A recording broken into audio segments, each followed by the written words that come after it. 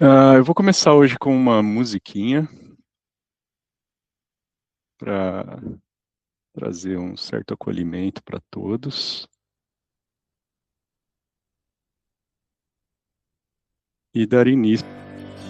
O sol que nasce aquece o dia, a brisa leve, a melodia, cada passo, cada instante, tua mão é sempre constante. Nas dores, nas bênçãos, eu vejo o sinal. Teu amor é imenso, eterno, real. Em tudo dai graças, Senhor. Eu vou cantar por cada sorriso, por cada lugar.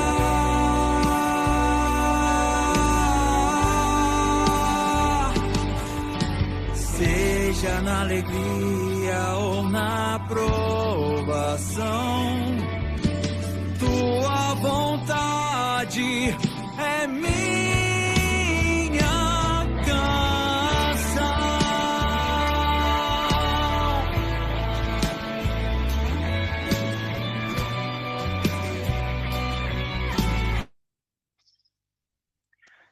Uau, que prece, né?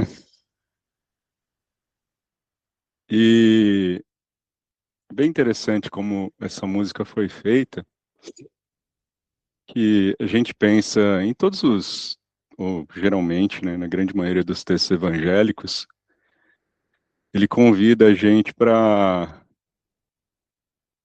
estarmos dispostos a Deus, não só quando a gente está feliz. Paulo, antes de dizer em tudo dai graça, ele diz, regozijai-vos sempre. Como assim? Como manter a alegria? Né? E aí eu tiro uma frase aqui, nada existe no mundo que não possa transformar-se em respeitável motivo de trabalho, alegria e santificação. Mas, como assim? Isso é possível? E a gente pode usar a natureza, que nos é dada aí, frente a gente, esse ser invisível aos nossos olhos no nosso cotidiano tão conturbado, né? Depois da tempestade que arranca raízes, mutila árvores, destrói ninhos, enlameia estradas, a sementeira reaparece, os galhos novos nascem, as aves refazem seus ninhos nos altos, e o caminho se coroa ao sol. Uau, essa é a natureza. E nós, homens? Herói da inteligência. Isso é difícil, hein? A gente sempre tende a guardar o rancor do pessimismo por tempo indeterminado. Nada, às vezes, nos tira dessa ira, ou nos deixa sempre desiludido com o que acontece com a gente. E aí, como alegrar-se sempre, se eu não consigo estar bem? Emmanuel traz 3 frases aqui que eu gostaria de ler, para a gente discutir um pouco mais. A ausência continuada de esperanças e de alegria na alma significa evolução deficitária. Tristeza de todo instante é ferrugem nas engrenagens da alma, e lamentação excessiva é ociosidade ou resistência destrutiva. Olha o que a gente faz com nós mesmos. A gente deixa de ter esperança por qualquer coisa que nos acontece, a gente deixa de se alegrar por qualquer problema que nos interfere o caminho, a gente se deixa levar pela tristeza profunda por longo e longo tempo, e a lamentação. Cerca de um mês eu tive aqui fazendo um outro bate-papo que era sobre crença e fé. E aí a gente conversou sobre o acreditar e o interiorizar Deus. E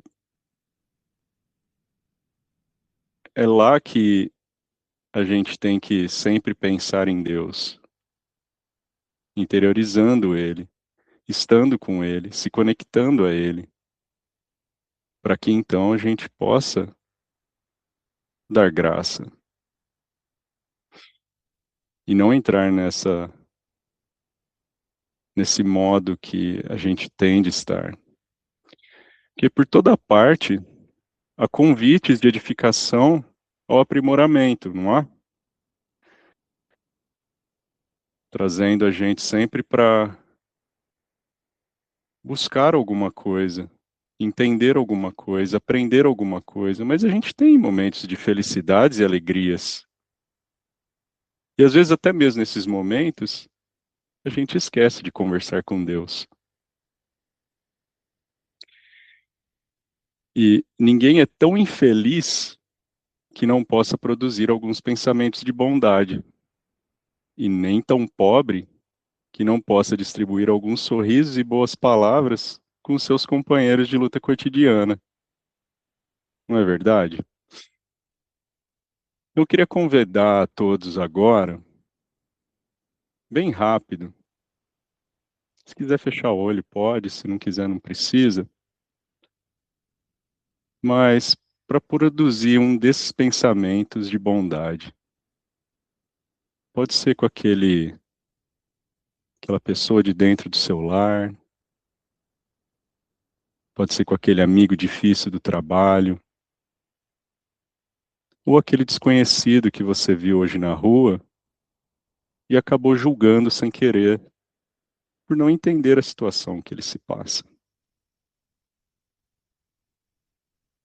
E aí, mantendo esse sentimento gostoso, nos vem o sorriso.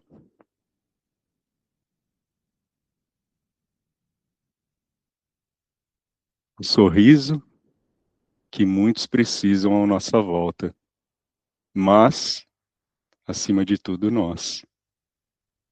A gente precisa ter esse sorriso conosco. Fácil, né? Então, continuamos. É necessário acordar o coração para entender ou atender dignamente a parte que nos compete na estrada da vida. Então, sem ódio, sem queixas. Esse é difícil, sem desânimo. E muitas vezes a gente está na luta, na lida, e aí bate aquele desânimo. Poxa, mais uma vez isso. Novamente eu preciso criar forças para seguir. Mas a experiência é o que é. nossos companheiros são o que são. Cada qual de nós recebe o fardo que a gente aguenta. Então, se a gente recebe a luta que é imprescindível para o nosso aprendizado, por que que a gente reclama?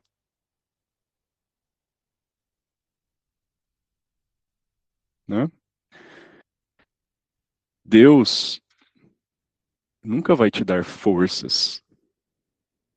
Ele vai te dar algo para que você se fortaleça, para numa próxima você vai ter a força necessária. Então é nesse caminhar que a gente tem que entender que a grande questão é adorar a Deus, amando e servir ao nosso próximo com alegria e vontade. Difícil, né? Aí Emmanuel diz que quem solucionou semelhantes problemas dentro de si mesmo sabe que todas as criaturas e situações nascendas são mensagens vivas. Olha só. Então, o problema parte da gente e não de quem está em volta de nós. Porque se cada criatura e situação é mensagem viva, tá tudo aí para gente saber trabalhar. Basta a gente arrumar a bagunça que está aqui dentro. E essa é difícil. Então, essas mensagens, nós podemos recolher as bênçãos do amor e sabedoria, se aceitarmos as lições que nos é impostas por Deus. E aí é exatamente nesse ponto que Paulo nos chama para, em tudo, dar graças. Né? Mas, no geral, existe uma má interpretação, um pouco equivocado aqui, o que é em tudo dar graças. Não é para dar graça de tudo que acontece comigo. Paulo não diz para a gente dar graça porque algo negativo aconteceu comigo, ou, por exemplo, eu quebrei uma perna, bati o carro. Ah, eu bati o carro, graças a Deus. Não é isso. Não tem nada a ver com isso. O ensinamento não é agradecer pelo problema, mas compreender que, mesmo diante dessas dificuldades, tem algo ali para nos ensinar. Então, a verdadeira gratidão não depende das situações que vivemos, mas da nossa confiança em Deus. E aí volta naquilo que a gente conversou na outra preleção, né? A fé. A fé em Deus, de que tudo está acontecendo da forma como tem que ser. Para ou eu me fortalecer, ou eu aprender, ou eu entender que eu tenho que respeitar mais. Enfim, a gente pode falar de várias coisas aqui. Como, por exemplo, essa semana minha esposa sofreu um acidente aqui em casa. Então, eu não fui lá e agradeci. Graças a Deus que você caiu aí da escada. Né? Não poderia fazer isso. Mas eu dou graças a Deus que eu tenho condições o suficiente para ajudá-la nessa situação e continuar fazendo com que as nossas necessidades cotidianas continuem da mesma forma até que ela se recupere. E aí é nessa força que eu tive que eu tenho que agradecer. Por eu estar bem, por eu estar 100% para poder estar ali ao lado dela. na hora que ela tanto precisa.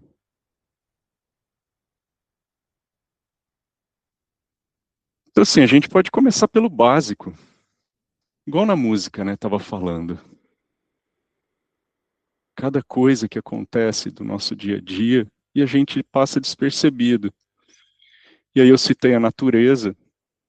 E a natureza é um ser invisível para a gente. Quem lembra da natureza aqui no dia a dia, né? O ar em abundância. Agora, te dá um problema aí no pulmão, uma pneumonia, que você não sente esse ar entrando. Aí bate um desespero, né? A graça da locomoção. Aí, por exemplo, minha esposa não estava conseguindo andar direito. E eu sim, com minhas duas pernas aqui, indo para lá e para cá, então eu tive que correr para não deixar as coisas ficar para trás. Alguém tem que tomar o lugar. A faculdade do raciocínio. Imagina quantos de nós vê os nossos entes queridos mais idosos, tendo Alzheimer, perdendo a conexão com a realidade, mas nós estamos aqui, podendo escutar o que está sendo dito e entendendo. A alegria de ver, e aí quem sabe no dia de amanhã, bem cedo, agora que a primavera começa aqui na Europa, prestar atenção com esses olhos na natureza que renasce depois do frio intenso. Prazer de ouvir, privilégio do trabalho. Eu tenho que trabalhar amanhã, mas se eu não tenho trabalho, meu Deus, onde eu consigo um trabalho? Eu preciso trabalhar. E aí o nosso engano é achar que a gente vai parar um dia de trabalhar.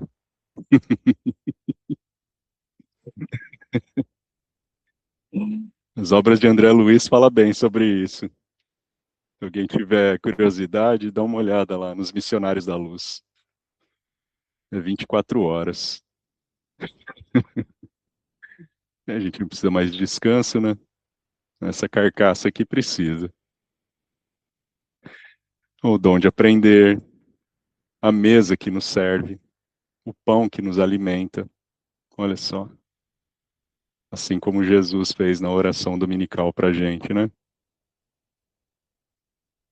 As mãos desconhecidas que se entrelaçam no esforço de suprir-nos a refeição e o agasalho. Quantas pessoas ao entorno a gente não vê isso fazendo, né? É aquele trabalho invisível dentro da nossa própria casa. Pessoa que está ali sempre disposta a deixar tudo limpo, as roupas limpas, trabalho da casa em dia, e muitas vezes, ah, alguns podem se dizer que não fez mais do que obrigação. São os benfeitores anônimos que nos transmitem a riqueza do conhecimento. Conversação do amigo. Legal, né? Ligar para o amigo, nem que seja para não falar nada. Só para conversar e saber como é que a gente está. O aconchego do lar e o doce dever da família. Nosso trabalho diário de respeito mútuo, de compreensão e de buscar aquele sorriso que pode estar faltando no nosso companheiro ou companheira.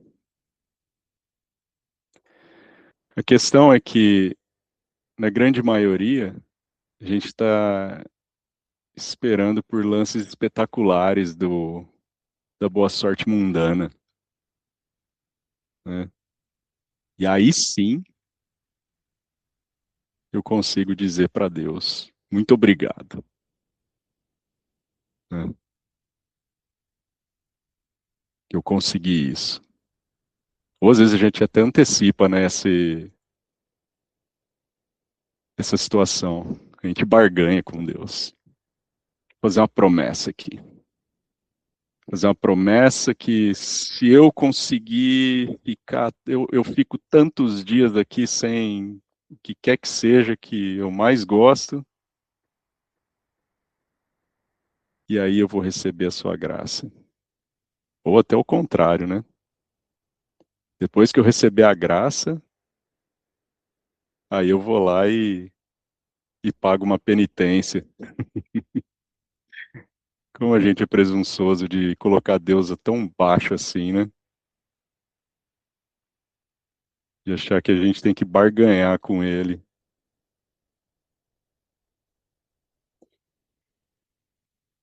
No entanto, o que a gente precisa entender é que as bênçãos da providência divina nos fortalecem em todas as direções, a todo momento, com nossas experiências. Ou seja, não existe nada insignificante na estrada que percorremos. Tudo, tudo que Deus nos proporciona é de extrema relevância em nossas vidas. E é isso que é legal que Emmanuel disse. Se soubéssemos utilizar o patrimônio que o Senhor nos empresta no serviço incessante ao bem, aprenderemos a agradecer.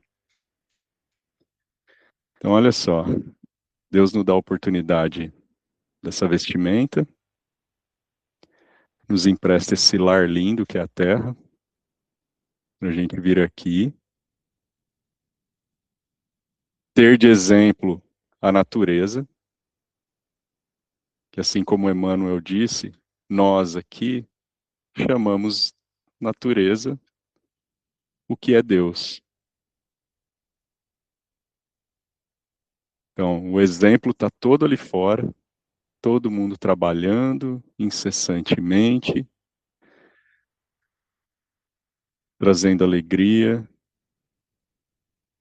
os pássaros, o cantar do dia, mesmo depois da tempestade, e a gente não pode se deparar com uma chuvinha que o dia acaba.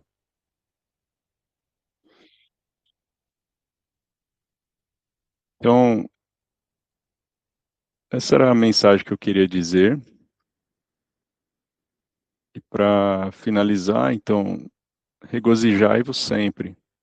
Isso seria a atitude da alma e em tudo da graça, consciência espiritual. Porque quem aprende a agradecer, descobre motivos para se alegrar. E quem aprende a se alegrar, já, já começou a compreender a vontade de Deus.